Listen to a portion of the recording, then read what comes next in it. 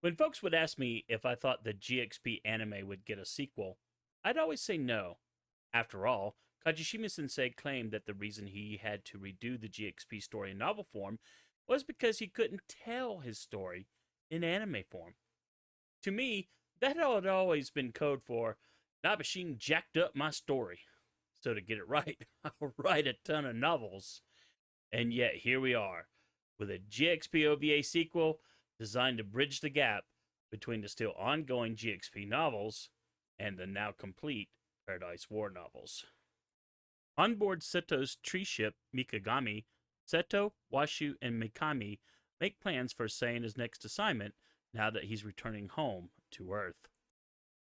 On the Kamidaki 2, Saina, his Cabot harem, the reincarnated mage Jovia, and the artificial human AI Nayuta land and transport to the Masaki dock.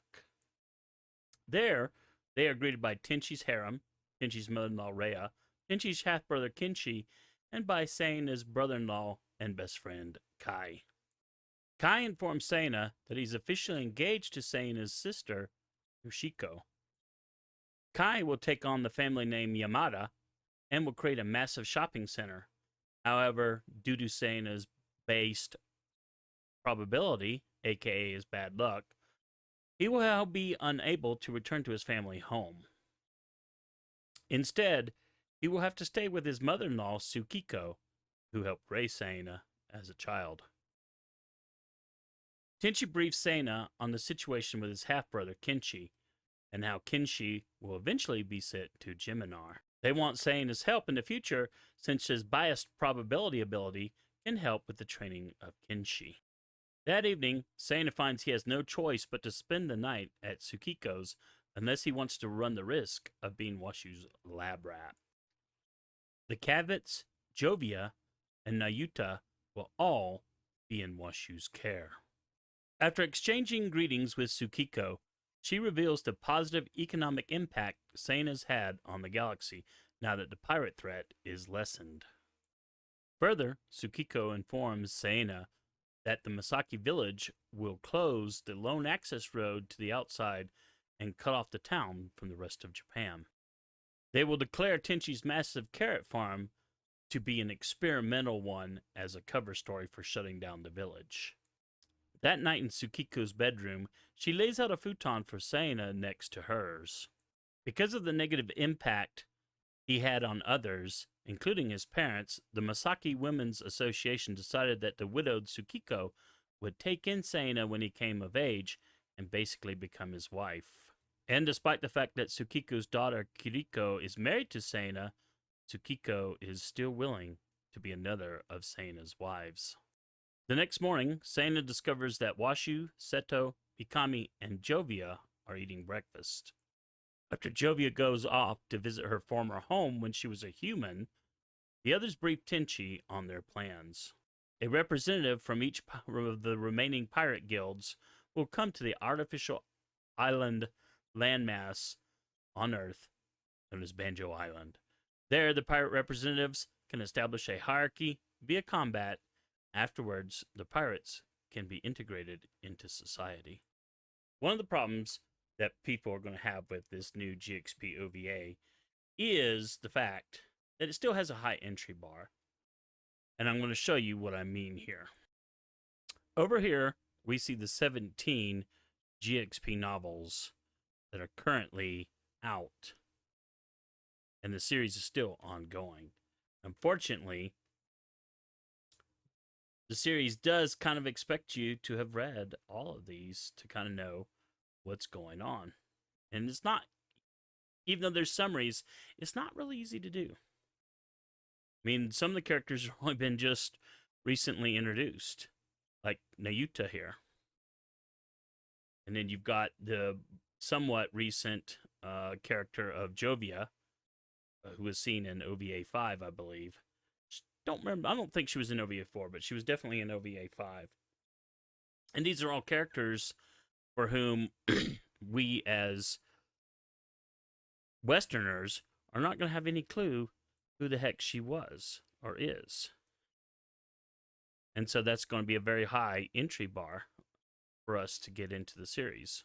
that said, the series does, this first episode does give us a look at the issue with Rhea, Kenshi, all this stuff that was discussed in OVA 5. Now, chronologically speaking, this new GXP series takes place after OVA 4, before OVA 5.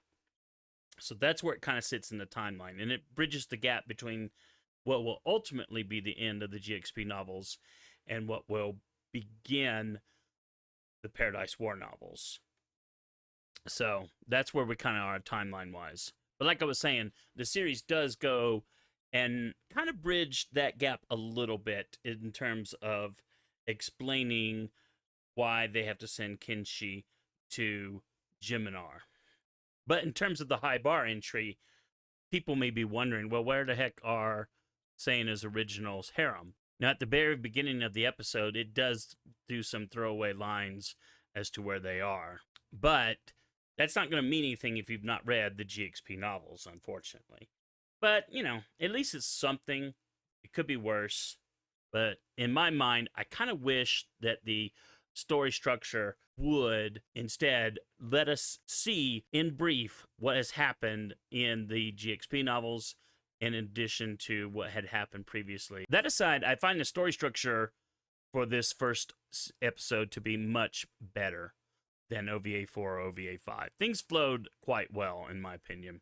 And I was very interested, and despite that entry bar, still, I know enough to get through based on having watched OVA 4, based on having watched OVA 5, based on, you know, getting a little bit of information from the previous story summaries or whatever. So, yeah, I did have some background knowledge, and I think that will help. But even if you don't have background knowledge, I think the story in and of itself, casting aside, you know, you not knowing who all the Cabots are, who their ties to Duel, all that other stuff, I think you'll be able to enjoy things pretty well. I did find it pretty interesting that the story talked about Kai becoming a Yamada. Now, he's a Masaki, but he's going to take on the Yamada family name when he marries Saina's sister. So I thought that was kind of cool. One thing that this episode really brought out was the fact that Saina's isolation from his family. Now, in the original GXP anime, Nabeshin did all this stuff as a joke, and yeah, I laughed at the joke. But this episode does not treat it as a joke. I mean, it's a very serious thing, and the whole issue with Tsukiko, well, it's kind of ick. I'm not gonna lie. The whole idea of a saying his mother-in-law attempting to seduce him, it's just not. Yeah, you know, I don't like it. I don't like it at all. I know that Kajishima Sensei loves the whole, you know, any sexual fetish goes. I get that. And a lot of the stuff he's done over the years, like even starting with the harem, was hard for me to get over. But the fact of the matter is that I'm just never going to like then this notion of Tsukiko and doing this Oyakudon situation with Kiriko and Saina is just not my cup of tea at all, and it never will be. Although at least this episode does lay out the fact that Tsukiko's husband is... No, actually, no, I looked it up. Sorry. It does not lay out that her husband is dead. It's just, I had to look that up. Her husband is deceased, so she is widowed. At least there's that, but because in OVA 4, I thought they were encouraging her to just cheat on her husband and boink Saina. But in fact, the whole weird deal is that this was actually arranged by the Masaki village. And yet, Tsukiko was willing to pay that price to, you know, be the one to share Saina's lonely existence. I mean, like I said, the first anime talked about, the first GXP anime talked about, you know, Saina's a lonely boy, right? Well, that's very true. And, you know, he would basically be stuck living with Tsukiko. Now, she's a very attractive woman, obviously, but my goodness, I mean, this is just like, oof. ick factor aside, it was kind of sad when you really learn the really jacked up situation, and that this group of women in the Misaki village were basically putting them together just so Saina could have a wife, because otherwise no one else could be with him. That's kind of sad, really. If he had not gone into space, then that would have been his life. He would have been with Tsukiko. Now, the whole plan with the Paradise War and getting the pirate factions together to fight, it kind of sounds like rubbish to me. It doesn't really make a lot of sense lore-wise, but I don't know. Maybe with future episodes it'll make more sense. I hope so. Right now, it seems kind of silly. I've never read the Paradise War novels, so I don't know how all that pans out. There's about, I don't know, what, 5, 6 of them. But I don't know. The whole concept seems a little bit weird. I know that Saina will be the referee. And of course, if you saw OVA 5, you see that the Paradise War crew are, in fact, going to help train Kenchi in the future. But that aside, yeah, it's kind of a weird thing. But hey, it is what it is. Now, my one complaint is not actually with the series, the story. Is like I said, I actually liked it a lot, even though there is a higher entry bar. But my problem is more with Crunchyroll's title. They called this Tenchi Muyo GXP Paradise Starting. Now, that is kind of a literal translation. And back when I did my first videos for this, I decided that, you know what? Using my adapter skills, Begins would probably flow better, so I called it Paradise Begins. And I honestly thought if it ever got licensed, and I wasn't even sure that it was going to, I'm actually shocked that Crunchyroll got it. They didn't even announce it. They just showed up, and people started pinging me going, "Oh my God, have you seen? Have you seen?" I was like, "No." "Oh my God, yes. Let me go over to Crunchyroll now." And then I stayed up super late to watch it. But that aside, yeah, I'm really stunned that they went with Paradise Starting. It just doesn't make any sense. As a title, it's like, really? Seriously? That's it just doesn't make any sense. And yet that is, I think, when I was doing the okay, how is the literal translation? And the literal translation is Paradise Starting. And I was sure that someone would say Paradise Begins, and they didn't. Paradise Begins would be so much better as an official English title. Not because I put it in my videos, but just because it just flows better. Paradise Starting just sounds kind of weird. Paradise Begins sounds more natural in my mind. But that aside, the subtitles from Crunchyroll, you guys, I'm a big fan of honorifics, and I'm pleased to say that they're there. Not the brother-sister ones, unfortunately, but Washu calls everyone Tenchi Dono, so-and-so Dono. If someone's called Sama, that's used. Chan, all the honorifics are used, so I'm very happy about that, of course. But in terms of the actual adaptation, I didn't notice any obvious problems. My Japanese is not good at all. It's just very bare bone basic, but it is good enough to where I can hear things that are like really like out of whack. If I hear something that's really out of whack and the subtitles are saying something that I know wasn't said in the Japanese, it's like, hello. But in this case, these subtitles were really good. They did call, what was it? I think they called Galaxy Academy Galactic Academy.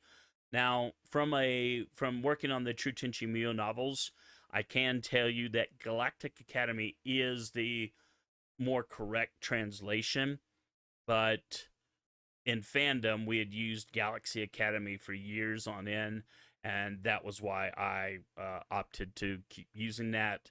The subtitles, however, are going to call it like Galactic Academy, and like I said, it's not what we fans are used to, but I think it is more of a correct terminology for an adaptation for the original Japanese term. So no complaints there. But yeah, there's going to be a break in the consistency there. One more thing in the story, I think Rhea not having any voice lines was kind of weird.